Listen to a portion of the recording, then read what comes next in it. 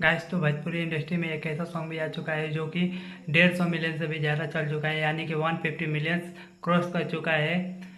अभी ट्रेंडिंग पे चल रहा है वो सॉन्ग। तो चलिए जानते हैं वो कौन सा सॉन्ग है, कौन सा सिंगर का है जो इतना वायरल हुआ है।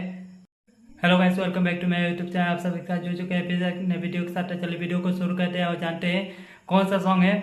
गाइस ये बहुत ही धमाकेदार सॉन्ग है जो कि नीलकमल सिंह का सॉन्ग है।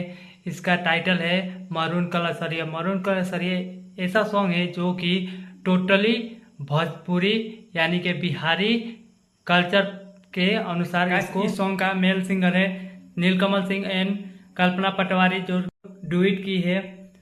इस सॉन्ग में जो परफॉर्मेंस किए है वो दिनेश लाल यादव निरहुआ एंड अमरपाली दुबे बहुत ही लाजवाब परफॉर्मेंस दिए इस सॉन्ग में।